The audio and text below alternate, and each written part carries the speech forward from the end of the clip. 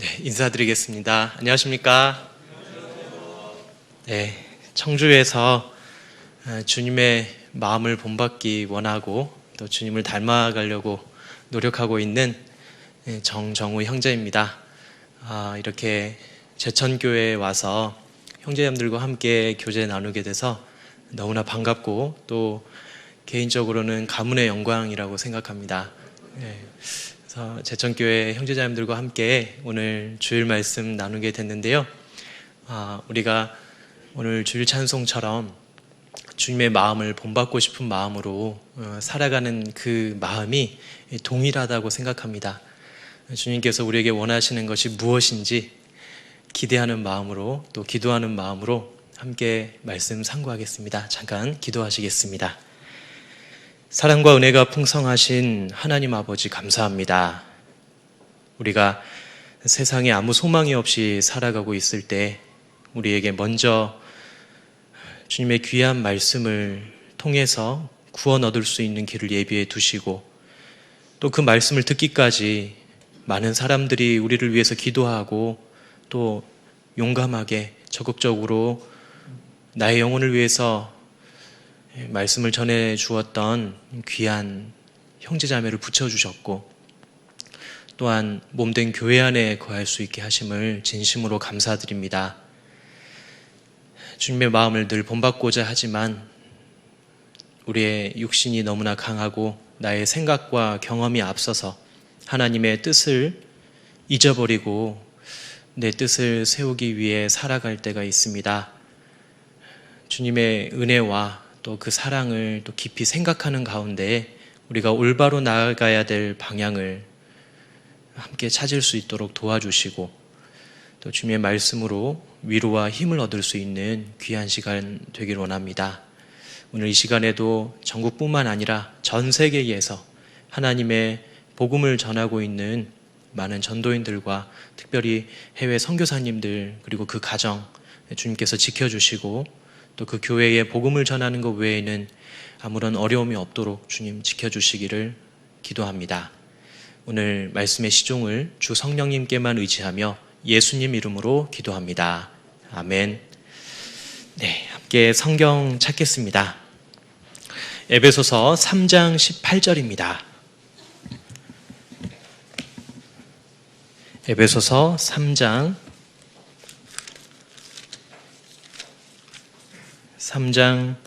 18절 19절입니다. 시작하는 말씀 같이 읽어보시겠습니다. 능히 모든 성도와 함께 지식에 넘치는 그리스도의 사랑을 알아 그 넓이와 길이와 높이와 깊이가 어떠함을 깨달아 하나님의 모든 충만하신 것으로 너희에게 충만하게 하시기를 구하노라. 네, 우리는 구원받은 이후로 날마다 배워가고 싶은 게 있습니다. 그것은 주님께서 나를 어떻게 사랑하시는가, 그리고 앞으로도 나를 또 어떻게 또 사랑하실 것인지 너무나 궁금합니다. 왜냐하면 그 사랑이 우리를 살게 하고 그 사랑 때문에 우리가 소망을 갖게 되었기 때문입니다. 그 사랑이 점점 우리 안에 충만해지면 내가 주님을 닮아가는 그 삶이 결코 힘들지 않고 기쁨으로 할 수 있다는 것도 우리가 잘 알고 있습니다. 우리에게 주신 자녀들을 통해서 그 마음을 또 알게 하셨지 않습니까? 자녀들을 사랑하기 때문에 그 데살로니가 전서에 나와 있는 것처럼 사랑의 수고를 할 수 있다. 우리가 주님을 위해서 살아가고 또 수고할 수 있는 이유는 주님께서 우리를 먼저 사랑해 주셨기 때문에, 그리고 그 사랑에 우리가 깊이 감동되어서 살다 보면 정말 더 큰 수고도 할 수 있다라는 것을 잘 알고 있습니다. 그래서 여기 에베소서 3장 18절 19절의 이 말씀처럼 우리가 지식에 넘치는 그리스도의 사랑을 알아간다. 이건 참 너무나 중요한 것 같습니다. 내가 듣고 배웠던 것보다 더 크게 알아갈 수 있는 방법이 무엇일까? 주님의 사랑을 어떻게 더 크게 깨달을 수 있을까? 그것은 능히 모든 성도와 함께하는 가운데 하나님께서 성도들에게 주신 이 교회를 통해서 주신 하나님의 은혜와 사랑을 깨달아가는 것이겠다. 혼자서 열심히 성경 본다고 그 사랑이 충만해지지가 않습니다. 형제자매들과 함께 교제하고 또 때로는 힘든 일도 있지만 그 가운데서 주시는 하나님의 위로가 있고 또 하나님의 교훈이 있기에 하나님께서 교회를 통해서 지식에 넘치는 그리스도의 사랑을 알아가게 하시는 거구나 라는 것을 알게 됩니다. 그 사랑이 얼마나 큰지 그 사랑에 넓이가 있고 또 길이가 있고 높이가 있고 깊이가 있다, 이렇게 이야기하고 있습니다. 그 사랑이 얼마나 넓을까? 처음에 구원받았을 때 그 사랑이 얼마나 넓은지 생각해 보면 참 넓구나, 이렇게 큰 사랑이구나 라고 생각을 했는데 점점 구원받고 신앙생활하는 가운데 그 사랑이 대한민국뿐만 아니라 전 세계 모든 사람들까지도 포용하는 사랑이고 이 세상의 모든 만물들을 하나님께서 사랑하시는구나. 그리고 그 사랑이 얼마나 길이가 길까? 동이 서에서 먼 것처럼 우리의 죄를 아주 멀리 옮기셨구나. 그 사랑이 얼마나 높은가? 높이가 얼마나 될까? 저 높고 높은 하늘의 보좌를 버리고 이 낮고 낮은 땅까지 내려오신 그 사랑이구나. 그리고 그 사랑이 얼마나 깊은가? 우리를 저 지옥에서 천국까지 끌어올려 주시는 사랑이구나. 그 사랑이 너무나 크고 감사해서 정말 주님 안에 거하고 있는 것이 큰 은혜고 특별한 특혜를 내가 받았구나라는 것을 알게 되면서 여호와께서 내게 주신 모든 은혜를 내가 무엇으로 보답할꼬, 그 마음이 우리 마음에서 자원해서 생겨나는 것 같습니다. 우리 제천교회 형제자매도 똑같은 부분을 느끼고 계시죠? 대답을 시원시원하게 잘해주셔서 감사합니다. 오늘은 그 하나님께서 그렇다면 교회를 통해서 무엇을 하기를 원하실까? 우리가 에베소서를 교회에 대해서 이야기하고 있다라는 것을 얼핏 한 번씩은 들어보셨을 겁니다. 도대체 에베소서를 통해서 하나님께서 교회란 무엇인가? 그리고 교회 안에 있는 내가 또 해야 하는 일이 무엇인가? 이런 부분들을 함께 생각해 보고자 합니다. 먼저 에베소서 1장을 찾아보시겠습니다. 1장 4절입니다. 에베소서 1장 4절. 제가 읽어보겠습니다. 곧 창세 전에 그리스도 안에서 우리를 택하사 우리로 사랑 안에서 그 앞에 거룩하고 흠이 없게 하시려고. 이 교회는 창세 전부터 하나님께서 예정하신 겁니다. 이것을 조금만 더 확대 적용해 보면 예수님께서 우리를 위해서 십자가에 못 박혀 돌아가실 것도 창세 전부터 계획하신 거라는 겁니다. 어떤 사람은 그렇게 이야기합니다. 아니, 선악과를 왜 만들어서 그것 때문에 우리가 죄인이 되게 했습니까? 그런데 지난 수요일 날 이완 목사님께서 그런 말씀하셨습니다. 시험을 하는 사람은 그 시험에서 건져줄 능력도 있는 분이다. 거기서 제가 마음에 크게 와닿은 게 있었는데요. 그렇구나. 하나님께서 우리의 사랑을 시험하고 싶으셨구나. 정말로 능력 있는 한 남자가 있는데 그 남자가 사랑하는 여자를 만나기 위해서 자기의 능력들을 감춰놓고 한 여자를 만나게 됐습니다. 그 여자도 이 남자가 너무 좋은 거예요. 그래서 결혼 약속을 했습니다.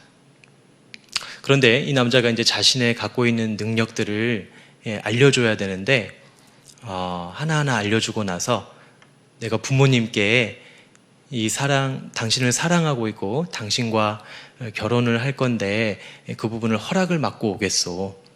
한 달이라는 시간이 걸리는데 이 한 달 동안 당신한테 부탁드리고 싶은 게 있어. 그것은 다른 남자 만나면 안 돼요. 자, 이 부탁이 무례한 부탁일까요? 당연한 부탁일까요? 잘 안 들립니다. 자, 무례한 부탁일까요? 당연한 부탁일까요? 우리 제천교회 형제자매들은 다 정상이십니다. 제가 중고등부에 가서 이 질문을 했더니 무례한 부탁이라고 하더라고요. 요즘 시대가 그래서요. 네. 그래서 왜 이게 당연한가? 당연하죠. 정말 사랑한다면 다른 사람 만나면 안 되잖아요. 마치 그와 같습니다. 하나님께서 아담과 하와를 사랑하시고 에덴 동산의 모든 것을 다 주셨습니다. 동산에 있는 모든 나무의 실과는 내가 임의로 먹되 선악을 알게 하는 나무의 실과는 먹지 말라. 먹는 날에는 정령 죽으리라. 그것은 무례한 부탁이 아닙니다. 당연한 부탁입니다. 너를 정말 사랑하는데, 내가 널 사랑해서 모든 걸 다 준비했는데 네가 나를 사랑한다면 이거 하나만 하지 말아달라. 그게 바로 선악과를 먹지 말라는 겁니다. 그것은 아까워서 먹지 말라는 게 아닙니다. 그 마음을 확인하는 거죠. 시험하는 겁니다.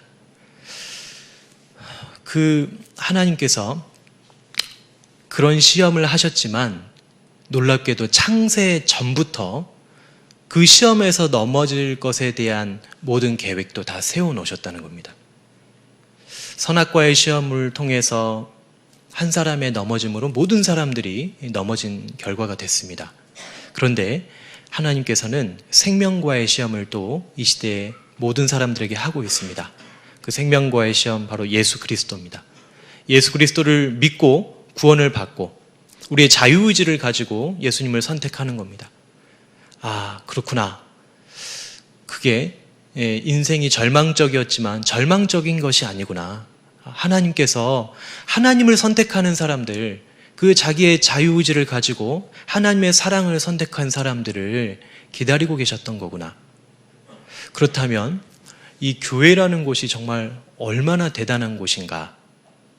심지어 에베소서 1장에 이렇게 이야기하고 있습니다. 1장 22절 제가 읽어보겠습니다. 또 만물을 그 발 아래 복종하게 하시고 그를 만물 위에 교회의 머리로 주셨느니라. 심지어 교회는요, 만물보다 위에 있다는 겁니다. 이 세상의 그 어떤 유명한 것보다 더 유명하고 더 귀한 것이 바로 교회라는 겁니다. 예수 그리스도의 피가 발려진 곳, 예수 그리스도의 피를 믿고 구원받은 형제자매들이 모여있는 이 교회가 바로 만물 위에 있습니다.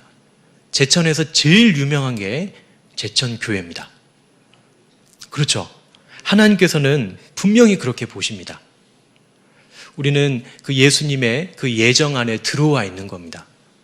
야, 옆에 계신 형제님들 얼굴 한번 보세요. 아마 달리 보이실 겁니다.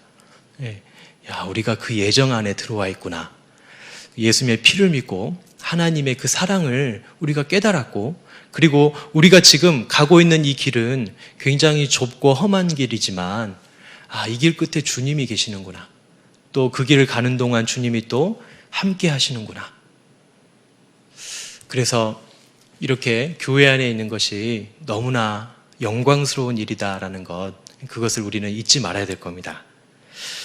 이 교회를 하나님께서 지으시는 데는요, 지금 2000년이 넘는 시간이 걸리고 있습니다. 계속 교회는 완성되어져 가고 있습니다. 세상에 천지 만물을 창조하는 데는 6일밖에 안 걸렸습니다.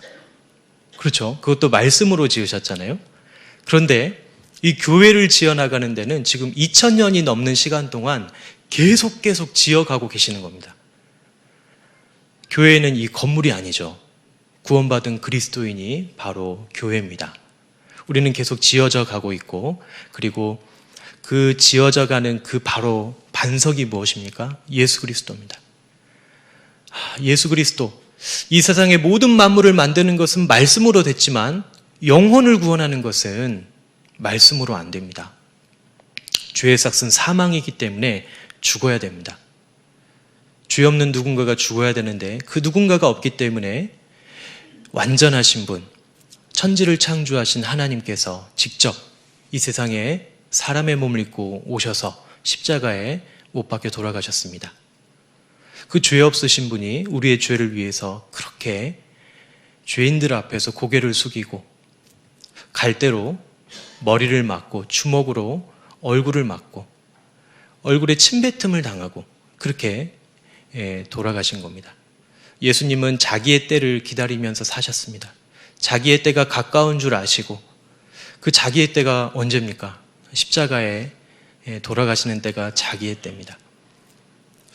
그 예수님께서 우리를 위해서 예정해 놓으신 그 구원을 이루시기 위한 그 희생과 헌신을 생각한다면 우리가 주님을 위해서 사는 그 어떤 것도 아깝지 않다. 너무나 감사하다. 내가 이 위대한 내가 벌레만도 못한 내가 천지를 창조하신 주님의 영광을 위해서 살 수 있다. 그것은 너무나 영광스러운 일이구나 라는 것을 조금만 묵상해 봐도 마음에 흘러넘치는 것을 느낄 수 있습니다. 주님께서 그래서 우리가 몸된 교회의 지체로 거하고 있다는 것을 이제 에베소서 2장에 말씀하고 계십니다. 에베소서 2장 20절 찾아보시겠습니다.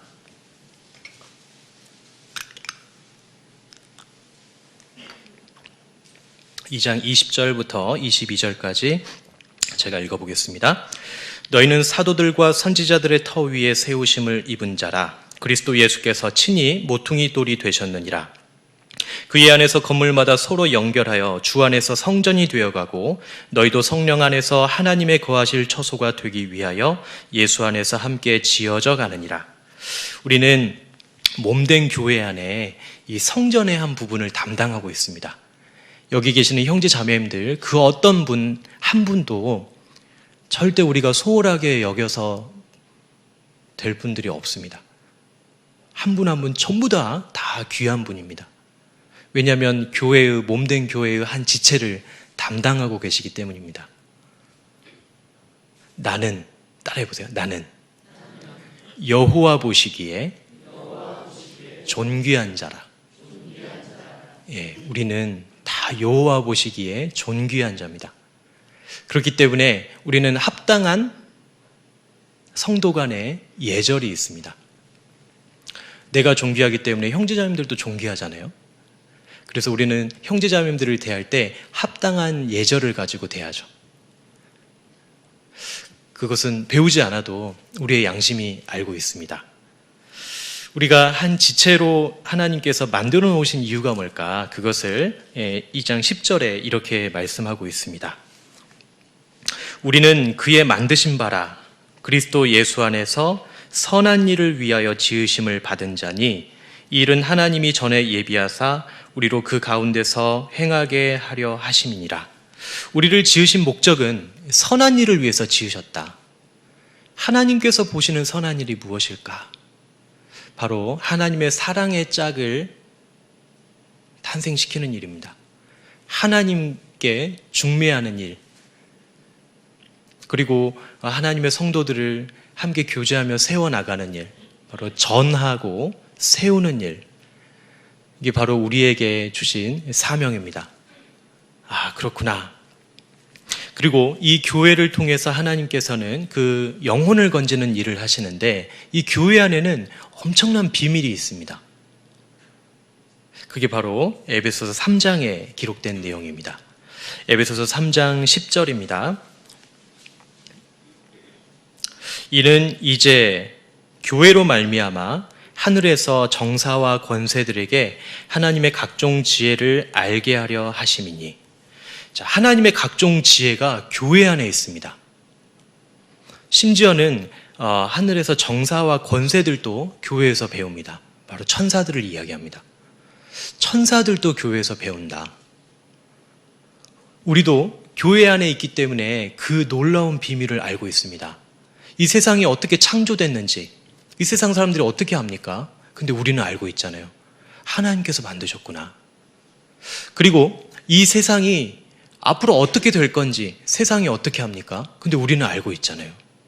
놀라운 비밀들을 우리는 알고 있습니다. 심지어는 이 죽음 이후에 무엇이 있는지도 우리는 그 비밀을 알고 있습니다. 그 세상이 어떻게 합니까? 우리가 그 놀라운 비밀을 알 수 있는 이유가 바로 주님의 몸된 교회 안에 그 놀라운 비밀이 있기 때문에 그렇다. 그리고 어떻게 하면 하나님의 자녀가 되는지, 어떻게 하면 구원받는지 우리가 알고 있습니다. 우리가 세상 사람들하고 비슷하게 살아가는 것 같지만 사실 우리 안에는 굉장한 지혜가 있습니다. 그래서 우리가 구원받지 못한 사람들처럼 살아가는 것은 하향 평준화하는 겁니다. 우리는 세상 사람들과 다릅니다. 그들이 생각하는 것과 그들이 원하는 것, 그들이 추구하는 것과 우리가 추구하는 것이 다릅니다. 근데 그것이 만약에 똑같다면, 그렇다면 우리 자신을 스스로 돌아봐야 됩니다. 회개해야 됩니다. 내가 엄청난 비밀을 알고 있는 사람이다. 그리고 그 비밀을 알고 있기 때문에 전해주고 싶잖아요. 아, 내가 이런 비밀을 알고 있어. 그게 바로 하나님의 자녀가 되는 거야. 이 세상을 창조하신 하나님께서 가장 원하시는 것이 그거야. 엊그저께 대학교 1학년 막 올라온 남학생을 상담했는데요. 말씀 듣는 태도가 영 좋지 않습니다. 다리 꼬고 팔짱 끼고 이렇게 하고 요즘에 이제 세상에 막 젖어가지고 술 먹고 친구들하고 이렇게 노는 아주 거기에 빠져 있는 친구입니다. 그래서 성경이 사실이며 하나님이 살아계신다는 거 말씀을 계속 들었지만 사실 관심이 없습니다. 이 시대는 진리에 대해서 관심이 없죠. 무엇이 사실이냐, 무엇이 거짓이냐, 그건 별로 중요하지 않습니다. 그것이 나한테 뭐가 좋은데, 이게 중요하죠. 그게 나한테 어떤 점이 좋은데, 그게 좋으면 그게 진리가 됩니다. 근데 진리는 시대에 따라서 변하지 않잖아요. 하나님의 말씀이 진리잖아요. 이 학생에게 이 성경에 대해서, 구원에 대해서 설명을 하기가 너무 어려운 거예요. 그냥 벽에다 대고 이야기하는 느낌입니다. 그런데 제가 믿게 된 하나님에 대해서 쭉 설명을 하고, 그리고 그 은혜와 사랑이 얼마나 큰지, 그리고 이 시대가 흘러가고 있는 이 목적, 이 방향이 어떻게 되는지, 제가 교회 안에서 알게 된 이 세상에 대한 비밀, 이런 부분들을 이야기하니까 이 남학생의 태도가 점점 바뀌었습니다. 꼬고 있는 팔짱을 풀고 허리를 세우고 듣게 되는 그 모습을 보면서, 아, 그렇구나. 사춘기 아이들도 정신을 차리게 할 수 있는 것이 바로 이 놀라운 비밀이구나. 우리는 그 비밀을 갖고 있는 사람들입니다. 에베소서 3장 10절, 3장 20절입니다. 3장 20절, 21절.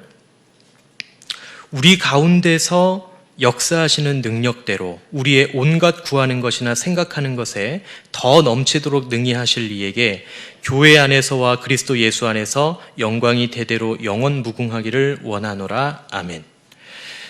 그 하나님의 이 비밀과 지혜가 이 교회 안에 있는데, 심지어는 능력 또한 이 교회 안에 있습니다.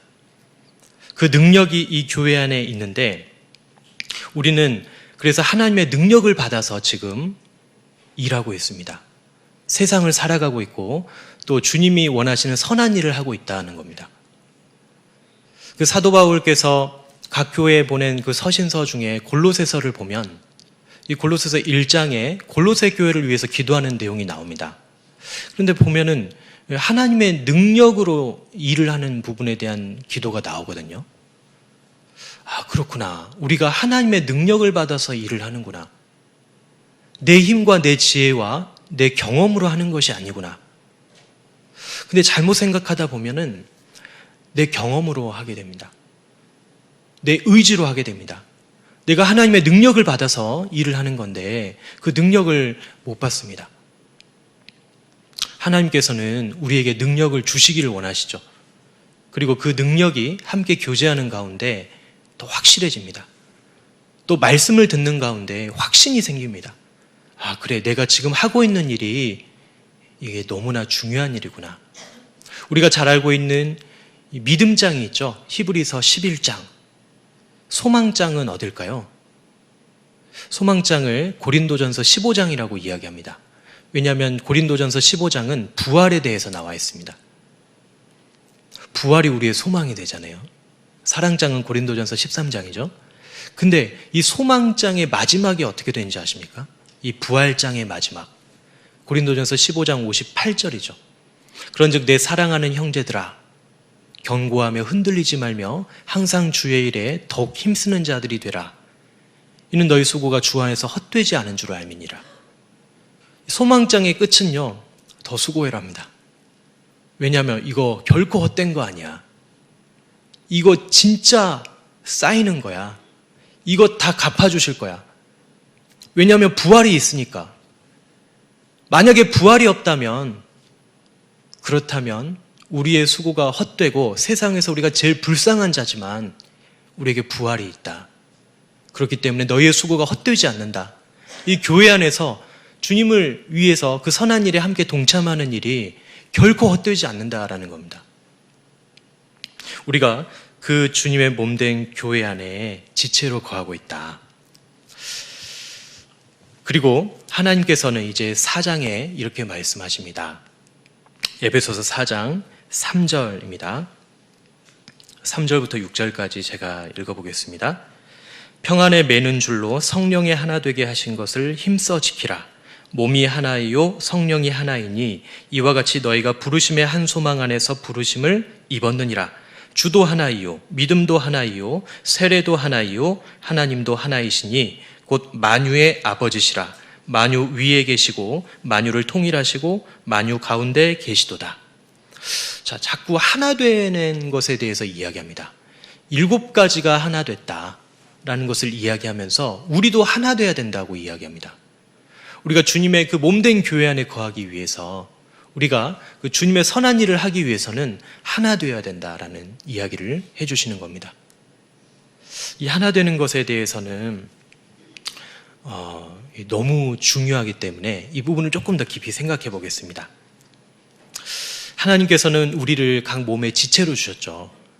그런데 이 몸이 하나라는 증거가 있습니다. 그게 뭐냐면 이 손이 아프잖아요. 그 온몸이 아파요. 온몸이 신경을 씁니다. 다리가 아프잖아요. 그러면 온몸이 다리에 신경을 씁니다. 이게 한 지체라는 증거죠. 교회도 마찬가지입니다. 우리 가운데 편찮으신 분이 계신다. 거기에 마음이 쏠리는 거죠. 우리 가운데 마음이 상한 분이 계신다. 거기에 마음이 쏠리는 겁니다. 왜? 우리가 하나이기 때문에.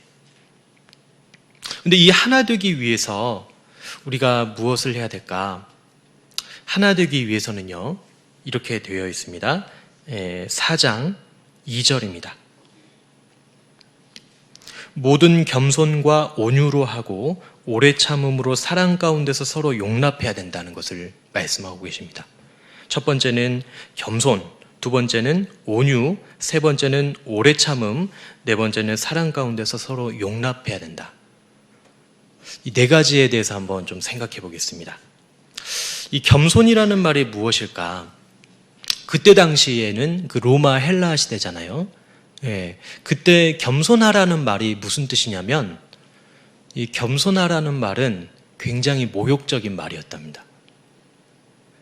그때 겸손하라 이런 말은요, 노예들한테 쓰는 말이었대요. 그러니까 일반 사람들한테 겸손해라 라고 이렇게 말을 하면 굉장히 모욕감을 느끼는 말이었답니다. 근데 왜 사도 바울이 그때 당시에 사회적인 어떤 그런 부분들을 다 알고 있었을 텐데도 겸손하라는 말을 이렇게 먼저 했을까? 왜냐하면 예수님께서 겸손하셨기 때문에 그렇습니다. 예수님께서 제자들의 발을 씻겨주셨죠. 예수님께서 가장 겸손한 모습으로 태어나셔서 겸손한 삶을 사시다가 겸손하게 돌아가시고 또 부활 승천하셨습니다. 아, 예수님이 겸손하셨구나. 그때 당시에는 겸손하라는 말이 말도 안 되는 말이었지만 예수님이 겸손하셨기 때문에 우리도 겸손해야 된다. 그래서 이 겸손이라는 것은 이 세상 문화가 아닙니다. 이 세상에서 요즘에는 겸손해야 된다는 말을 많이 하지만 그것은 적당하게 절제하라는 의미가 크지, 예수님이 말씀하시는 그 겸손, 사도 바울이 말하는 그 겸손이 아닙니다. 그래서 사탄이 흉내낼 수 없는 게 바로 겸손이죠. 왜냐하면 겸손은 천국의 문화입니다. 천국의 문화고, 이 교만은 이 세상의 문화이기 때문에 그렇습니다. 사탄은 겸손을 흉내낼 수 없습니다. 자신을 낮출 수가 없어요. 이 겸손은 자기를 내세우지 않고 다른 사람들을 존중하는 태도입니다. 혹시 한번 머릿속으로만 생각해 보십시오. 우리 제천교회에서 가장 겸손하신 분 하면 생각나는 분이 있죠.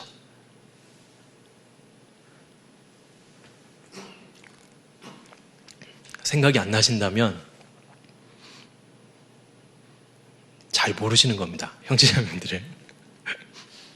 근데 그 겸손하신 분하고 저녁 약속이 있습니다. 아이고, 빨리 가고 싶다.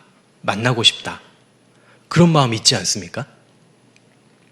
근데 겸손하지 못한 분을 세상 가운데서 겸손하지 않는 사람이 있죠.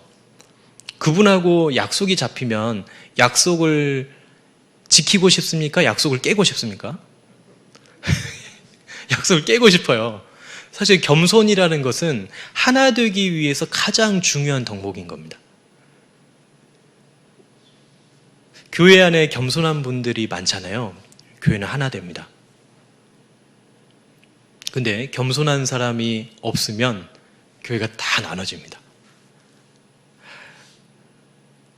다른 사람을 생각할 것이 아니라 정말 내가 겸손한가, 내가 정말 주장하거나 내 의견을 관철시키려거나 또는 뭐 이제 세상에서처럼 뭐 뒤에서 말을 한다거나 그런 것이 있어서는 안 되잖아요. 겸손하지 않는 겁니다. 그것은 나누는 거죠. 그건 주님의 선한 일이 우리를 통해서 이루어질 수 없도록 만드는 겁니다. 베드로전서 3장 8절에 이렇게 이야기합니다. 마지막으로 말하노니 너희가 다 마음을 같이하여 채율하며 형제를 사랑하며 불쌍히 여기며 겸손하며. 베드로 사도께서 이 마지막으로 말한다. 근데 거기에 겸손하라고 이야기를 또 하시는 거예요. 겸손해야 된다. 겸손한 사람을 만나면 화평이 이루어집니다. 내가 겸손한 사람이 되잖아요. 그러면 사람들이 몰려듭니다. 아, 그렇구나. 근데 우리를 겸손하지 못하게 하는 것 중에 하나가 이제 마음에 이제 질투심이 있습니다. 질투와 시기의 차이를 아십니까? 질투와 시기? 질투는요, 내가 다른 사람에게는 있지만 나에게는 없어서 슬퍼하는 겁니다. 그러니까 자기에게 초점이 맞춰졌어요. 이것은 내가 노력하면 이룰 수 있는 것이기 때문에 이건 좋은 영향을 줄 수도 있습니다. 질투가요. 그런데 시기라는 것은 좀 다릅니다. 내가 갖지 못한 좋은 것을 다른 사람이 가지고 있어서 다른 사람이 가지고 있는 것 때문에 내가 슬퍼하는 거예요. 그러니까 초점이 뭡니까? 나에게 있는 게 아니라 다른 사람에게 있는 겁니다. 이것은 내가 노력해도 이거는 안 되는 거다. 그래서 다른 사람이 가지고 있는 것이 이제 너무 커 보이고 그걸 이제 깎아내리는 거예요. 그걸 뭡니까? 비방이라고 하죠. 다른 사람을 깎아내리는 거. 그게 이제 시기심에서 나오는 겁니다. 하나 되지 못하게 만드는 겁니다. 결국 이 시기와 질투 모두 다 비교하는 마음에서 생겨나는 겁니다. 내가 갖고 있냐, 못 갖고 있냐. 그 세상에서도 행복하지 않는 이유가 비교하는 마음 때문이라고 합니다. 미워하는 마음이 이 나쁜 대상에게 있는 게 아니라 좋은 대상에게 있습니다. 그게 시기입니다. 잘하고 있는 게 괜히 미운 거예요. 교회 안에서 열심히 하시는 분들 보면 박수 쳐주고, 이야, 참 잘됐다. 교회 안에서 열심히 살더니 새 집도 샀네. 아파트 입주했네. 그럼 박수 쳐줘야 되는데, 뭐지? 왜 나는 안 풀리지? 저기만 잘 풀리지? 그럼 괜히 이제 시기가 막 올라오고, 깎아내리고, 물론 그런 일이 없겠지만은, 그래서는 안 될 겁니다. 하나님께서 교회 안에 특별하게 능력을 주시는 분들이 있습니다. 야곱의 12아들 중에 요셉도 그랬잖아요. 특별한 능력이 있었잖아요. 요셉에게만 또 채색 옷을 입혀주셨잖아요. 형들 입장에서는 시기 질투가 생기죠. 아, 왜 쟤만 사랑받아? 왜 쟤만 채색 옷을 입어? 우리는 다 단색 옷인데. 교회 안에도 그럴 수 있습니다. 교회 안에도 그런 채색 옷을 입은 분들이 있어요. 우리는 그걸 드러내놓고 이야기하지 않지만 저 형제님, 저 자매님 참 달란트가 많구나. 하나님께 귀하게 쓰임 받겠구나. 그렇게 인정하는 겁니다. 그리고 도와주고 더 잘할 수 있도록 격려해주고. 그것이 바로 하나 되는 겁니다. 하나님께서 주시는 그런 꿈을 가지고 품고 열심히 살아가는 형제자매들. 그리고 나도 그런 꿈을 주시라고 기도해야 되겠죠. 같이 달려가는 겁니다. 이 시기질투에 대해서 찾아보니까 이런 내용이 있습니다. 그 예일대학의 심리학 교수인 살로비라는 박사는 미국의 범죄의 20%가 질투 때문에 생긴다라고 이야기합니다. 질투 때문에 이제 범죄의 20%가 생겨난다는 겁니다. 근데 질투의 특성 중에 하나가 뭐냐면 자기하고 전혀 관계없는 사람에 대해서는 질투하지 않는답니다. 예를 들면은 옷가게를 하는 어떤 사람이 어떤 농부가 농사를 잘 지어서 돈을 많이 벌었다. 그럼 별로 질투하지 않는다는 거예요. 근데 자기하고 연관되어 있으면 그게 이제 시기 질투하는 마음이 생기는 겁니다. 어떤 유태인들의 민담에 구전되는 민담에 이런 이야기가 있습니다. 어느 날 천사가 한 여자에게 나타나서 내가 너를 축복하겠다. 그리고 네가 원하는 친구 한 사람에게는 너에게 주는 축복보다 갑절로 주겠다. 이렇게 이야기를 했답니다. 야, 내가 축복받는 것까진 좋았어. 그런데 내가 지정하는 한 사람에게는 갑절로 준다고 하니까 마음이 더 좋아져야 되는데 이 사람이 어떤 이야기를 했냐면 그러자 갑자기 그 여자의 머릿속에 평소에 질투하던 여자가 떠올랐답니다. 천사님, 제게 주실 축복을 갑절이나 더 줄 사람이 있습니다. 그리고 제가 바라는 축복은 제 한쪽 눈이 머는 겁니다. 이거 뭐예요? 저 사람은 두 눈이 멀게 해달라는 거예요. 그게 이제 시기 질투잖아요. 어떤 그 두 사람이 이 라스베가스에 가서 이 카지노를 했답니다. 그런데 돈을 많이 잃었대요, 한 사람이. 그래서 이제 너무 힘들어가지고 마음이 괴로웠는데 같이 갔던 친구가 돈을 더 잃었다고 하니까 기분이 좋아졌대요. 그게 참 우픈 일이잖아요. 웃기고도 슬픈 일이잖아요. 근데 우리 마음에 그런 시기 질투가 있다는 겁니다. 겸손이 없고 교만이 올라와 있기 때문에 그렇습니다. 내가 남보다 무조건 더 잘 돼야 돼. 내가 못 돼도 저 사람보다는 잘 돼야 돼. 그건 정말 위험한 겁니다. 시기와 다툼이 있는 곳에는 요란과 모든 악한 일이 있음이니라. 야고보서 3장 16절에 시기와 다툼이 있는 곳에는 이 요란과 모든 악한 일이 있다라고 말씀하셨습니다. 그래서 에베소서 이 4장에서 하나님께서 이 11절에 이렇게 말씀하십니다. 그가 혹은 사도로 혹은 선지자로 혹은 복음 전하는 자로 혹은 목사와 교사로 주셨으니 이는 성도를 온전케 하며 봉사의 일을 하게 하며 그리스도의 몸을 세우려 하심이니라. 하나님께서 각 지체의 분량에 맞게 일꾼들을 세워주신 겁니다. 그 이유는 이 교회를 세우려고 하신 거죠. 교회를 무너뜨리려고 하신 게 아니고 교회를 세워가기 위해서입니다. 그러니까 우리가 뭘 믿어야 됩니까? 아, 교회를 세우고 계시구나. 주님은 지금 교회를 세워나가고 계시는구나. 내가 시기하거나 질투하지 않아야겠다. 그리고 내가 적극적인 마음으로 동참해야 되겠다. 나에게도 하나님 능력을 주시라고 기도해야 되겠다. 아, 내가 내 힘으로 하려고 했더니 안 되는구나. 하나님의 능력을 받아야 되는구나. 내가 더 충만한 가운데서 살아야 되겠다. 이제 내년 임원 발표를 지금 청주교회에서는 지금 하고 있습니다. 지금 대자보가 붙었습니다. 오늘 아침까지 수정했습니다, 저는. 근데 어떤 자매님께 미리 연락을 드렸어요. 내년에 조장으로 좀 같이 해주셨으면 좋겠습니다. 그랬더니 자매님께서 제가 할 수 있을까요? 어떻게 제가 할 수 있을까요? 그래서 제가 이렇게 간단하게 말씀드렸습니다. 자매님, 푹 젖어 있으시면 됩니다. 하나님 은혜에 푹 젖어 계시면 할 수 있습니다. 우리가 하나님의 이 은혜와 사랑에 푹 젖어 있으면요, 다 할 수 있습니다. 불구덩이를 지나갈 때도요, 온몸이 물에 젖어 있으면 지나갈 수 있는 거예요. 할 수 있는 겁니다. 나는 연약하지만요, 주님은 강하시잖아요. 우리는 휴지처럼 연약합니다. 바람 불면 날아가고 쉽게 찢어집니다. 하지만 우리가 푹 젖어서 반석에 붙어 있으면 우리는 반석만큼 강해지는 겁니다. 나는 연약합니다.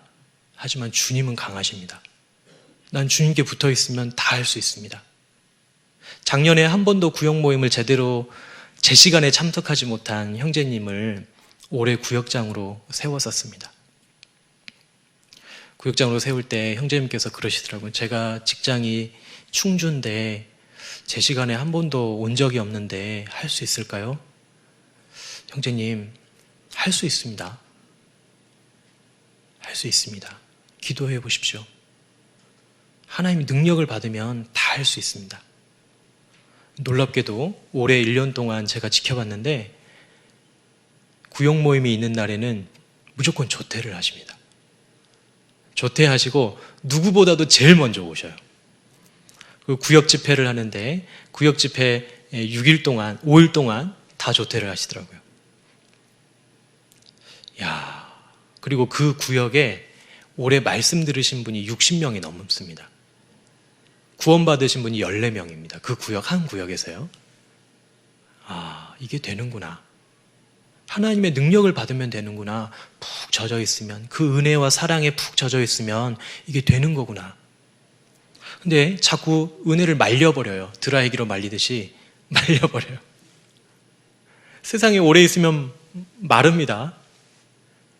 말씀을 묵상하지 않고 기도하지 않으면 말라버려요. 하나님의 은혜를 생각하고 묵상하고 너무 감사합니다. 그 충만함 가운데서 살아가면 충분히 할 수 있는데 말라버리면 자기를 보게 됩니다. 나는 못해.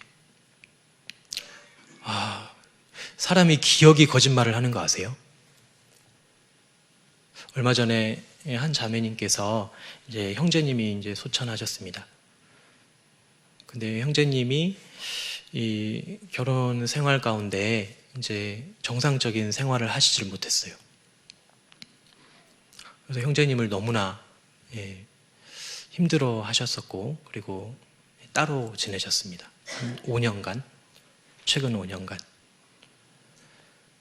근데 5일 전에 이제 장례를 치르면서 여쭤봤어요. 형제님 어떠시냐고, 자매님 마음이 어떠세요? 그랬더니 딱 한마디 하시는 거예요. 내 형제가 나한테 잘못했던 거, 서운하게 했던 거, 힘들게 했던 거, 그거 다 잊어져 버렸다고. 이상하게 기억이 안 난다고. 좀 놀라웠습니다. 트라우마가 있을 정도로 굉장히 괴로웠던 삶이었는데 그 죽음 앞에 모든 것이 용서가 되는구나. 그리고 기억이 그렇게 바뀔 수가 있구나. 우리 기억도 바뀌는 거 아세요? 심지어 좋았던 기억도요, 안 좋았던 기억으로 다 바뀌는 것도 있습니다. 군대에서 안 좋았던 기억만 있을까요? 좋았던 기억도 있거든요. 근데 내가 거기를 향해서는 오줌도 안 눈다 이런 분도 많이 계세요. 심지어 임원하면서 어려운 일만 있었을까요? 아닙니다. 영혼이 구원받고 세워지고 그분이 힘있게 살아가는 모습을 보면서 얼마나 감사했습니까? 한 영혼이 태어났고 한 영혼이 세워진다는 것이 얼마나 감사했습니까? 그 감동이 얼마나 대단했습니까? 그런데요, 돌아보니까 힘들어. 참 이상하죠. 이 기억이라는 것이 믿을 게 안 됩니다. 그래서 우리는 기억에 의지하지 않고 말씀에 의지하는 겁니다. 약속, 하나님의 약속. 하나님이 말씀에 이렇게 하셨다. 그러면 그렇게 믿고 가는 겁니다. 그리고 하나 되기 위해서 온유해야 된다고 말씀하십니다. 모든 겸손과 온유로 하며. 온유가 뭘까? 여기 온유가 헬라어로 프라우테스라고 되어 있습니다. 프라우테스. 이 온유라는 말을 사람들은 이 결정장애 있는 사람들을 좋은 말로 아이고 온유하다 이렇게 말을 하기도 합니다. 근데 성경에서는 전혀 그런 의미가 아닙니다. 이 프라우테스라는 말이 무슨 뜻이냐면 야생마를 길들인 거예요. 야생마가 길들여지지 않잖아요. 근데 이 야생마를 길들여 놓은 겁니다. 아주 힘도 좋고 아주 빨리 달리고 멀리까지 달릴 수 있고 이 능력 있고 힘 있는 말을요 복종시켜 놓은 거예요. 주인이 가 그러면 가는 거고 아무리 달리고 싶어도 멈춰 하면 멈추는 거예요. 그게 온유입니다. 나에게 능력이 굉장히 많습니다. 내가 가지고 있는 능력들이 많지만 주님의 말씀에 순종하고 복종하는 것이 온유다. 다 드러내지 않는다. 사자가요, 사자 그 이빨을 보면 무시무시하잖아요. 정말 찢어버리잖아요. 그런데 이 사자가 자기 새끼를 물어서 옆으로 옮길 때 보세요. 그 막 들쏘도 막 찢어버리는 그 치아로요, 이빨로 자기 새끼를 물어서 옮길 때는 상처 하나 남지 않습니다. 그게 온유입니다. 대단한 능력을 갖고 있지만 그것을 말씀에 복종해서 절제하는 거예요. 예수님이 온유하셨잖아요. 내가 부르면 천지도 일제히 서느니라. 주님은 그런 분입니다. 십자가에서 당장이라도 뛰어내려가실 수 있는 분입니다. 하지만 온유하셨어요. 그 겟세마네 동산에서 기도하셨잖아요. 아버지여 할 수만 있다면 이 잔을 내게서 떠나게 하옵소서. 그러나 나의 원대로 마옵시고 아버지의 원대로 하옵소서. 그게 온유입니다. 저는 이렇게 하고 싶은데 교회에서 이렇게 해달라고 부탁이 왔습니다. 그러면 순종하는 겁니다. 그게 온유입니다. 그 온유했을 때 우리는 하나 될 수 있어요. 주님의 선한 역사가 일어납니다.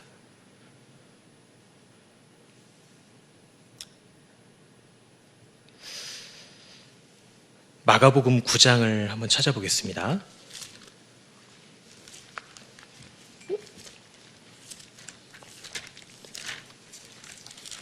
마가복음 9장 50절입니다. 9장 50절. 소금은 좋은 것이로되 만일 소금이 그 맛을 잃으면 무엇으로 이를 짜게 하리요? 너희 속에 소금을 두고 서로 화목하라 하시니라. 이 소금은 좋은 것이죠. 그런데 이 소금이 맛을 잃으면 쓸데가 없는 겁니다. 근데 이상하죠? 너희 속에 소금을 두고 서로 화목하라. 왜 이런 말씀을 하셨을까? 그러면 누구랑 화목할 때 소금 가지고 가야 되나? 이것은 소금에서 교훈을 받으라는 겁니다. 소금이 하는 역할이 있죠. 부패를 방지하고 그리고 맛을 냅니다. 이런 말이 있습니다. 소금이 들어간 곳에는 소금이 없다. 이해되세요? 네. 소금이 들어간 곳에는 소금이 없다. 뭔 말이요? 그 말이요? 이렇게 생각하실 수 있는데 소금이 들어가면 이 소금이요 모양을 잃어버립니다. 근데 그 맛은 있죠. 어렸을 때 어머니께서 제가 입맛이 없으면 계란 프라이를 해주십니다. 근데 먹고 기분 나쁠 때 있습니다. 소금 씹힐 때. 이렇게 씹힐 때가 있잖아요. 그러면 정말 기분이 안 좋거든요. 소금이 씹히면 기분이 안 좋아요. 근데 소금이 녹잖아요. 그 맛을 내면 맛있습니다. 자기를 녹이는 거예요. 온유한 겁니다. 그러면요, 화목할 수 있어요. 우리의 모양을 가지고 서로에게 유익하게 할 수는 없습니다. 하지만 우리를 녹여서, 정말 나를 녹여서 형제자매들을 섬기는 거예요. 기쁨으로 할 수 있습니다. 왜냐하면 그것도 주님의 일이기 때문에, 주님이 원하시는 거기 때문에 할 수 있습니다. 누구에게 선한 영향력이 있을까? 저 집사님은 정말 말씀하시는데 정말 선한 영향력이 있어. 저 집사님은 정말 말씀 잘하셔. 저 구역장님은 정말 은혜로워. 저 은장의 어르신은 말씀하실 때마다 정말 은혜가 뚝뚝 떨어져. 선한 영향력이죠. 그렇게 한순간에 바뀌기는 쉽지 않지만 우린 그걸 사모해야 됩니다. 주님이 우리에게 원하시는 것은 좀 어려운 이야기입니다. 온전하라. 적당하라가 아니라 온전해야 됩니다. 자기 자신에게. 다른 사람을 막 온전하라고 이렇게 하면 안 되죠. 근데 자기 자신은 계속 온전한 쪽을 향해서 가야 되는 겁니다. 내가 온전하지 않구나. 온전한 방향을 향해서 계속 가야 됩니다.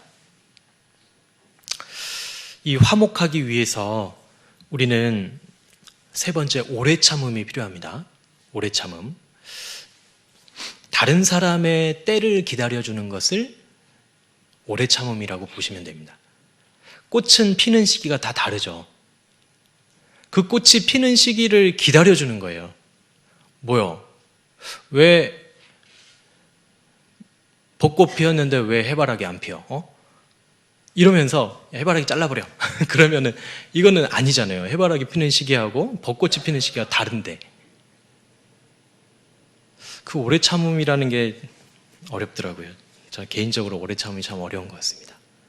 꽃이 피는 시기가 다 다르듯이 다른 사람의 때를 나의 때에 맞추지 않는 겁니다.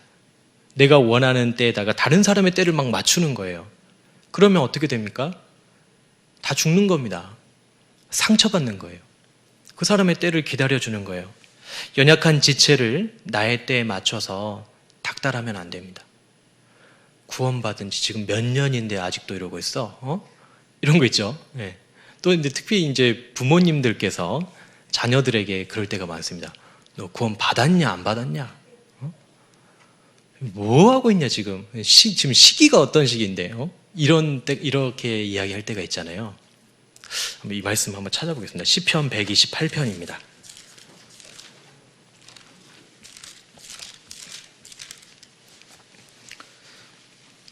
시편 128편 3절입니다.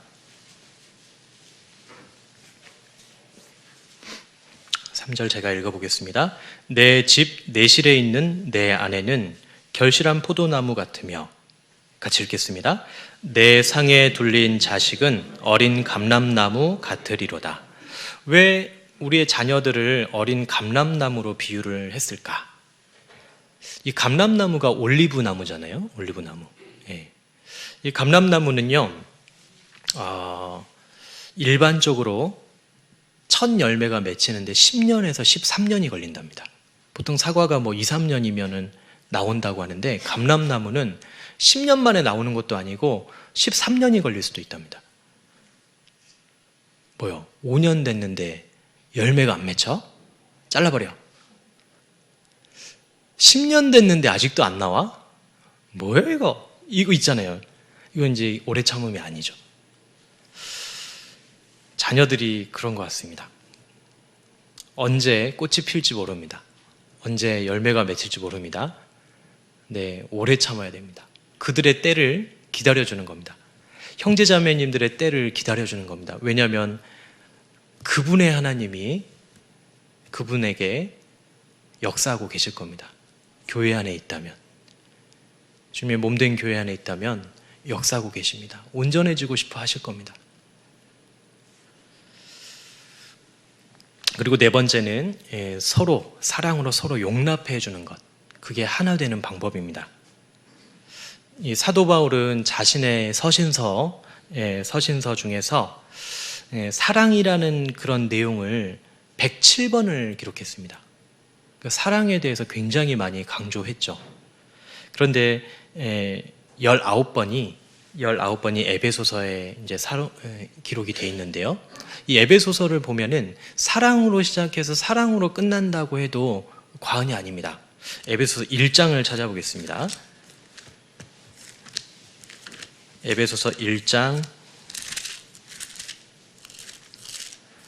4절입니다. 곧 창세전에 그리스도 안에서 우리를 택하사 우리로 사랑 안에서 그 앞에 거룩하고 흠이 없게 하시려고. 우리가 그 사랑 안에 있다. 사랑이라는 걸 이야기하고 계시고, 맨 마지막 장인 에베소서 6장도 찾아보겠습니다. 6장 23절. 주 예수 그리스도의 은혜가 잘못 찾았네요. 6장 24절. 우리 주 예수 그리스도를 변함없이 사랑하는 모든 자에게 은혜가 있을지어다. 이 사랑을 계속 강조하고 있습니다.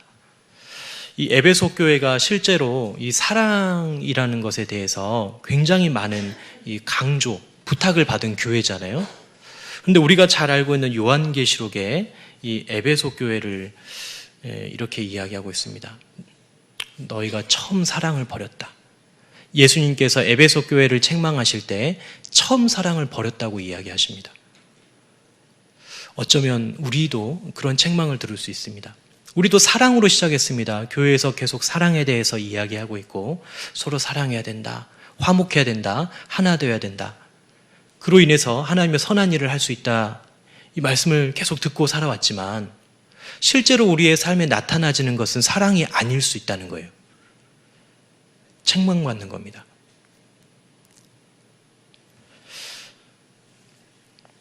우리는 원래 우리는 하나 될 수 없는 사람들이었습니다. 우리는 원래 하나 될 수가 없는 사람들입니다. 그런데 예수 그리스도의 피로 우리가 가까워졌습니다. 하나가 된 겁니다. 원래 될 수 없지만 하나님께서 그렇게 해 놓으셨습니다. 우리는 주님이 원하시는 방향으로 맞추면 되는 겁니다. 이러므로 그리스도께서 우리를 받아 하나님께 영광을 돌리심과 같이 너희도 서로 받으라. 이 받으라는 말이 머리로 받아버리라는 말일까요? 아니면 서로 안아주라는 말일까요? 서로 안으라는 거죠. 하트가 이렇게 생겼잖아요. 근데 왜 하트를 사랑이라는 것을 우리가 하트로 이야기를 할까? 뾰족하고 아프잖아요, 이게. 이걸로 찔리면 아플 것 같은데 왜 그걸 사랑이라는 걸 그림을 이렇게 표현을 할까? 아, 그렇구나. 뾰족한 데가 있으면 들어가는 데가 있구나. 그래서 스스로는 사랑할 수 없지만 같이 있을 때는 받아줄 수 있는 거구나. 서로 받아주는 겁니다.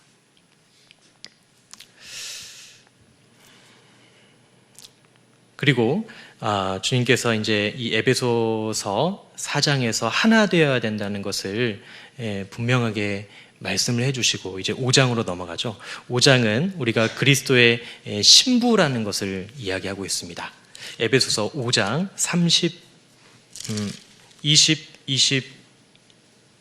22절입니다. 5장 22절. 아내들이여 자기 남편에게 복종하기를 주께 하듯 하라. 자기 남편에게 복종하기를 주께 하듯 하라. 분명히 부부 사이에 대한 이야기를 하고 계십니다.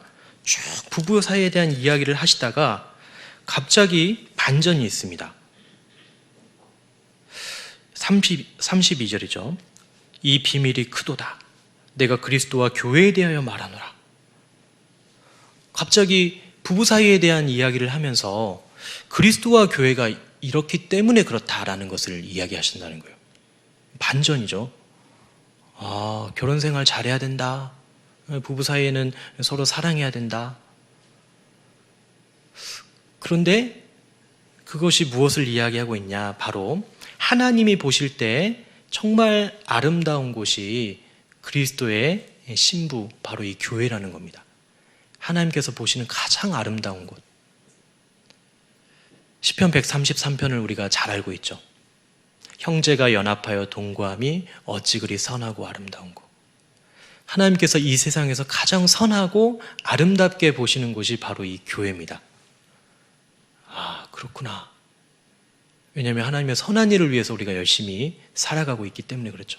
예수님의 피가 발려졌기 때문에. 남편과 아내를 그리스도와 교회로 이야기를 하고 있습니다.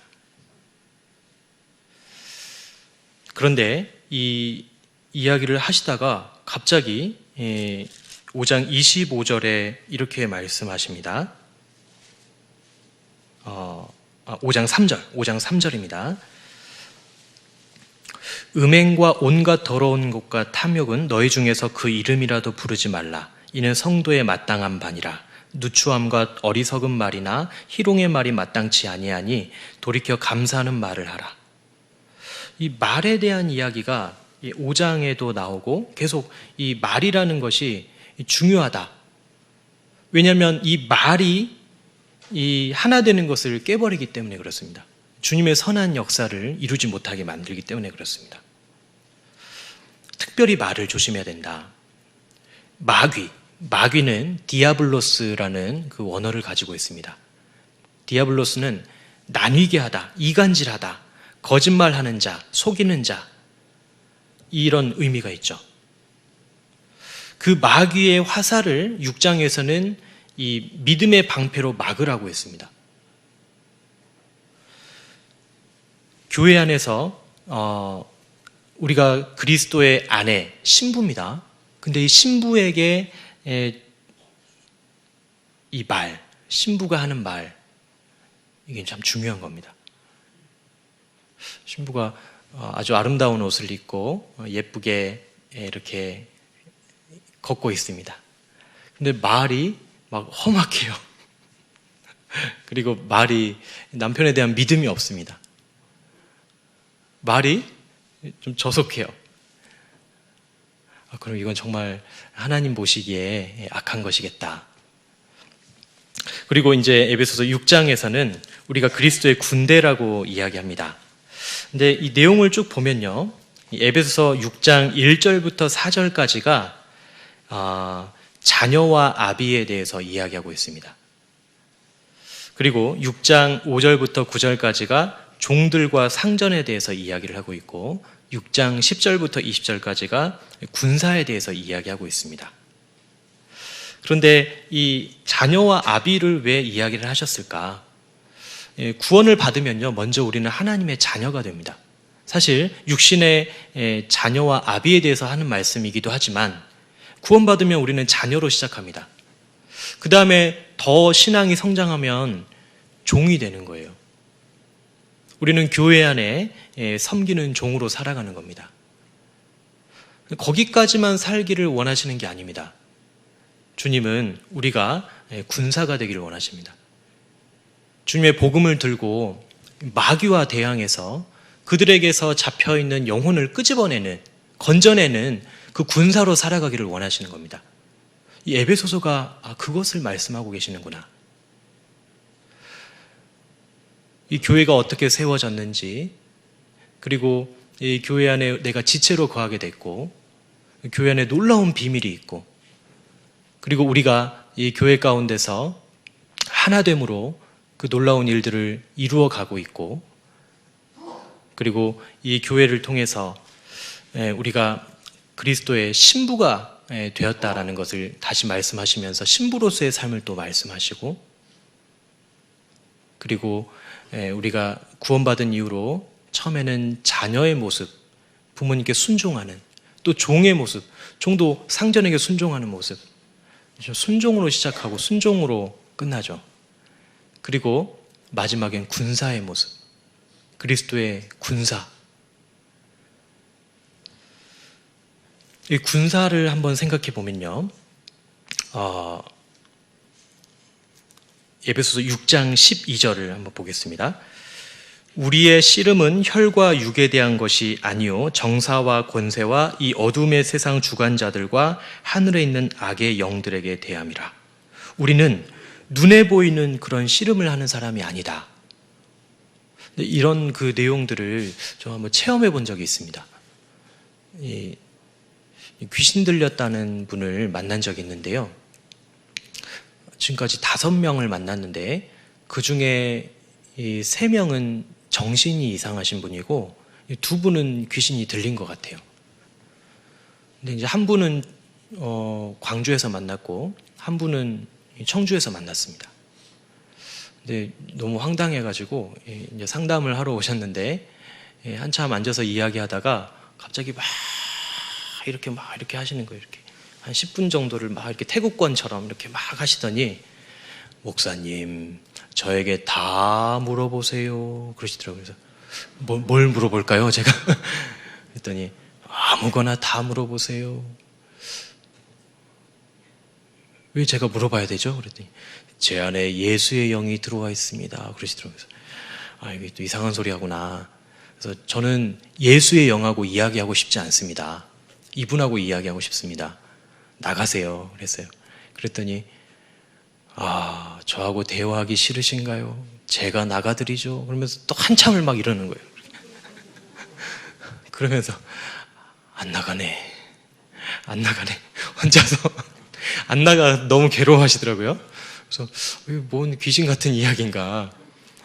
근데 이제 그분이 하시는 이야기를 이렇게 들어보니까 다른 인격체가 들어와 있는 그런 느낌이에요. 다른 인격체가 들어와 있고, 그리고 이 사람을, 원래 이분을 조종하고 있다라는 느낌을 많이 받았습니다. 귀신이 그렇구나. 우리 눈에는 보이지 않죠. 하지만 우리를 붙잡고 있는, 우리를 그리스도인답게 살지 못하게 하는 그 존재가 분명히 있구나. 그 요한복음에도 보면요, 마귀가 가룟 유다에게 예수를 팔 생각을 넣어줬다고 되어 있습니다. 그러니까 우리에게 오는 생각들이 있어요. 살다 보면 일 좀 더 해볼까? 조그만 데가 더 하면 돈 좀 벌 수 있을 것 같은데, 누가 뭐 어디 투자하라 그랬는데, 막 그런 이제 생각을 넣어주죠. 근데 마귀가 내 마음을 알까요, 모를까요? 마귀는 사람의 마음을 모릅니다. 그러니까 욥기 1장에 보면은 마귀가 여기저기 두루 다니다가 와서 하나님께 하는 이야기가 나오잖아요. 마음을 모르니까. 근데 언제 알까요, 마귀가? 반응하는 거 보고 합니다. 청년 형제들 둘이서 나 누구 어떤 자매가 참 마음에 들어 이거 말하잖아요. 마귀가 그때부터 압니다. 그리고 그때부터 시험거리를 주죠. 자꾸 둘이 있을 만한 시간을 만들어버리고. 말 안 하면 모르거든요, 마귀는. 나 누가 참 미워. 우리 봉사회장님 미워 죽겠어. 이런 이야기 있잖아요. 예. 그러면요, 그 이야기를 마귀가 듣고 계속 미운 것만 보여줘요. 그렇구나. 마귀가 정말 있구나. 제 눈에 마귀가 보이지 않지만 안 보이는 게 다행인 것 같아요. 한 번은 이제 광주에서 또 어떤 대학생을 상담하는데 이 복음 말씀을 전해달라는 거예요. 그래서 복음 말씀만 왜 들으려고 하냐. 그러니까 몇 년 전부터 말씀을 여러 번 들었는데 복음 말씀만 못 들었다는 거예요. 그래서 성경이 사시는 거 믿어지냐, 하나님 계신 거 믿어지냐, 다 믿어진답니다. 그럼 죄인이라는 거는 인정되냐? 다 인정된대요. 그러면 내가 복음 말씀만 전해주겠다 하고 이제 복음 말씀을 전해줬는데 시작하자마자 몸이 딱 굳어버려요. 이렇게 굳어서 눈동자도 안 움직입니다. 그래서 일단은 한 40분 정도 이렇게 전해줬는데 물어봤어요. 내가 무슨 말 했는지 이해가 되냐라고 했더니 무슨 말 했는지 하나도 못 들었대요. 그래서 왜 못 들었냐 그랬더니 여기 옆에서 자꾸 귀신이 말한대요. 듣지 말라고 막 소리를 지른대요. 그래서 하나도 못 들었대요. 귀신이 어디 있냐 그랬더니 자기 오른쪽 어깨 위에 있고 제 뒤에 하나가 또 있대요. 제가 무서웠을까요? 안 무서웠을까요? 무서운데 당황하지 않고 이제 어떻게 해야 되냐, 이거를 어떻게 해야 되냐 하면서 그 사도행전에 보면은 귀신을 쫓아내는 그 사도 바울이 귀신 들린 여종의 그 귀신을 쫓아내는 장면이 나오는데 그대로 한번 해봤어요. 그리스도 예수의 이름으로 내가 네게 명하노니 나가! 그랬어요. 그런데 안 나가더라고요. 뭐 저는 그런 능력이 없는 것 같습니다. 그래서 어떡하지? 이 복음을 전해줘야 되는데, 그래서 막 그때부터는 막 소리를 지르면서 다 나가 하면서 하는데 안 되고, 요한복음 10장 말씀을 막 이제 암송을 했어요. 그래서 내가 저에게 영생을 주노니 영원히 멸망치 아니할 터이요, 또 저희를 주신 내 아버지는 만유보다 크시며 아무도 아버지 손에서 빼앗을 수 없느니라, 막 그러면서 너 뺏을 수 없다 막 하면서 나가라고 막 했더니 갑자기 이 학생이 몸이 탁 풀리면서 이제 말을 안 한대요. 그래서 그때 이제 얼른 복음을 전해줬거든요. 밤이 이제 너무 늦어서 내일 주일날 오후 2시에 다시 만나자. 그러고 이제 갔다가 다시 왔는데 귀신이 자기한테 말을 안 건대요. 보이긴 하는데. 그래서 다시 복음을 전해줬습니다. 확실하게 전해주니까 그때부터 이제 평강이 찾아왔어요. 현재 광주에서 신앙생활을 하고 있거든요. 근데 그런 일들을 이제 겪고 나니까 어떤 느낌이 있냐면, 정말 마귀가 있구나. 마귀가 역사하는구나. 내가 상담하러 갔는데 그 사람이 나한테 막 함부로 하는 게 있잖아요. 전도하면서 욕 먹어보셨어요? 욕 안 드셔보셨죠? 별로 기분 안 좋습니다. 저는 욕을 좀 몇 번 먹어봤는데요. 뭐 이제 오래되신 목사님들에 비하면 뭐 진짜 세 발의 피인데, 욕으로 시작해서 욕으로 1시간 동안 끝난 적도 있어요. 제가 너무 기가 막혀서, 할머니, 저도 할머니와 같은 저희 할머니가 있습니다. 할머니도 저 같은 손자 있으시죠? 근데 할머니 손자가 밖에서 할머니 같은 할머니한테 욕을 먹고 다니면 기분이 좋으시겠어요? 안 좋으시겠어요? 그랬더니 욕을 안 하시더라고요.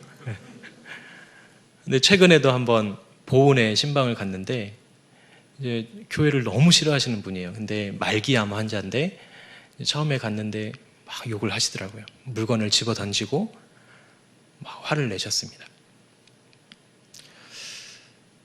한 대 맞을까봐 겁이 나서, 제가 그래도 명색이 목사인데 5분만 이야기하게 해달라고. 그래서 이제 5분만 그럼 이야기하라고 하더라고요. 5분 동안 벌벌벌 떨면서 이야기했어요. 무슨 말을 했는지도 모르겠어요. 그래서 정말 낙심한 마음으로 돌아왔는데, 그분의 여동생이신 자매님이, 목사님, 우리 오빠가 처음으로 5분 말씀 들었다고, 감사하다고, 장족의 발전이라고 그러는 거예요. 그래서 그래요? 알겠습니다. 저희 교구도 아니거든요. 다음에는 안 불렀으면 좋겠다. 그랬는데 2주 전에 전화가 왔습니다. 목사님, 이번에 같이 가주시면 좋겠습니다. 가야죠. 근데 운전하고 가고 있는데 속도가 안 붙어요. 이게 몸이. 근데 갔는데 아니나 다를까 제 얼굴 보자마자 이제 노발대발 하시고 물건을 집어 던지고 이제 때리시더라고요. 그래서 한 대 딱 맞았는데 느낌이 왔습니다. 그래, 한 대 더 맞아야 됐다. 왜냐면 오른편 뺨을 때리면 왼뺨도 돌려대라 그랬잖아요. 한 대 더 맞았어요. 뺨을 맞은 건 아닙니다. 근데 그때부터 자신이 딱 때리고 나서 당황하셨어요. 그때부터 딱 1시간 전했습니다. 그리고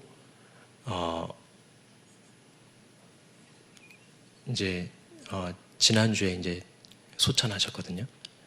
말씀 듣고 구원받고 돌아가셨습니다. 그 자매님께서 사실 저도 그런 믿음이 없었어요. 그런데 정말 하나님께서 일을 하시는구나. 그리고 그 사람을 잡고 있는 존재가 마귀라는 걸 알았어요. 마귀가 잡고 있구나. 왜냐하면 정신이 딱 돌아오더라고요. 그리고 저를 죽어도 못 오게 했는데, 제가 다음에 또 와도 될까요? 그러니까 오라고. 저는 이제 그때가 마지막이었는데, 이제 나중에 병원에 호스피스 병동에 누워 계시는데 천국에 갈 수 있다고, 내 죄를 다 예수님이 가져가셨다고. 짧은 시간에 복음을 전해드렸고 하나님 살아계시고 성경이 사실이고 우리가 왜 죄인인지, 근데 그걸 딱 받아들이시더라고요. 너무 놀라웠어요. 이게 시간이 오래 걸리는 게 아니구나. 정말 간절한 기도와 우리의 간절한 마음이 있으면 하나님 역사하시는구나. 우리 구원받지 못한 가족들 왜 구원받지 못할까요? 우리가 그들하고 싸우면 안 됩니다. 마귀들과 싸우는 거예요. 마귀가 잡고 있습니다. 왜 내가 그 사람한테 한 소리를 듣고 그 사람한테 화를 내야 됩니까? 아니에요. 그 사람을 잡고 있는 마귀하고 싸우는 거예요. 마귀는 어떻게 합니까? 그 사람 미워하게 만들죠. 내가 다시는 너한테 말씀을 전 안 해봐라. 그 마귀가 이기는 겁니다. 주님은 우리가 끝까지 싸워서 이기길 원하시는 거예요. 드리고 싶은 말씀 많지만 물이 떨어져서 여기까지만 마지막으로 한 구절만 찾아보겠습니다. 디모데후서 2장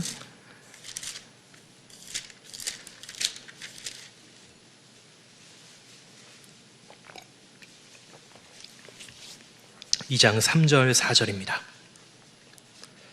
2장 3절 4절 같이 읽겠습니다. 내가 그리스도 예수의 좋은 군사로 나와 함께 고난을 받을지니 군사로 다니는 자는 자기 생활에 얽매이는 자가 하나도 없나니 이는 군사로 모집한 자를 기쁘게 하려 함이라. 우리가 군사입니다. 하나님께서 이스라엘 백성들 이집트에 잡혀 있을 때 그때요 군사라고 하셨어요. 그들을 군사로 만드셨습니다. 광야에서 40년 동안 훈련하셨죠. 군사로 만드셨던 거예요. 그리고 가나안 땅을 정벌하게 하신 겁니다. 군사로 만드신 거예요. 군인들은요 자기 생활에 얽매이지 않습니다. 자기 일이 우선이 아니에요. 모집한 자를 기쁘시게 하는 것이 군사의 사명입니다. 나를 불러주신, 나를 구원해 주신 하나님을 기쁘시게 하는 삶이 우리가 사는 이유입니다. 그게 목적입니다. 군인이 언제 제일 힘든지 아세요? 군인이 언제 제일 힘들까요? 군기 빠졌을 때입니다. 제가 군종이었었거든요. 탈영병들 관리를 했었는데 탈영병들의 공통점이 있습니다. 군기가 없어요. 직장인이 언제가 제일 힘든지 아세요? 직장인의 기본기가 없을 때입니다. 근태 이런 거 있죠. 이런 거 잘 못 지키는 사람들 힘들어요. 그만하고 싶다. 오늘 출근 안 하고 싶다. 엄마가 언제 제일 힘들죠? 엄마의 위치를 잊어버렸을 때, 엄마의 기본기가 없을 때입니다. 아빠도 마찬가지입니다. 그리스도인들은요 그리스도 예수의 좋은 군사예요. 우리를 모집하신 겁니다. 하나님께서 직접 하실 수 없는 일이잖아요. 복음 전하는 일. 그것은 우리에게 맡겨두셨습니다. 천사들도 못해요. 우리에게 맡겨주셨어요. 우리가 복음을 위해서 살아가잖아요. 절대 후회 없습니다. 내가 내 삶을 윤택하게 하고 내 삶을 멋지게 하는 것보다 하나님께서 내 삶을 만들어주시는 게 훨씬 빠릅니다. 우리 제천교회 형제 자매님들 그렇게 살고 계시는 거 그렇게 보입니다. 연약하지만 부족하지만 점점 더 주님과 가까워지는 쪽으로 선택하십시오. 절대 후회 없습니다. 나를 통해서 귀한 역사가 일어나고 기쁨으로 가득 찬 삶을 살 수 있습니다. 함께 기도하고 마치겠습니다. 사랑과 은혜가 풍성하신 하나님 아버지 감사합니다. 우리를 그리스도 예수의 좋은 군사로 불러주셨습니다. 우리를 충성스럽지 않지만 충성스럽게 여겨주셨습니다. 충성스러운 군인의 모습으로 주님을 위해서 살아갈 수 있도록 도와주시기를 간구합니다. 늘 주님의 은혜와 사랑에 푹 젖어서 성령의 충만함으로 살아갈 수 있도록 도와주십시오.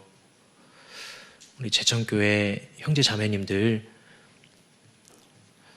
담임 목사님을 중심으로 복음을 위해서 힘있게 살아가고 또 복음을 위해서 수고하고 헌신하고 때로는 고난이 있지만 주님께서 주시는 위로를 맛보고 또 힘을 낼 수 있도록 주님 도와주시기를 기도합니다. 오늘 이 시간 이후의 모든 일정들도 주 성령님께만 의지하며 예수님 이름으로 기도합니다. 아멘.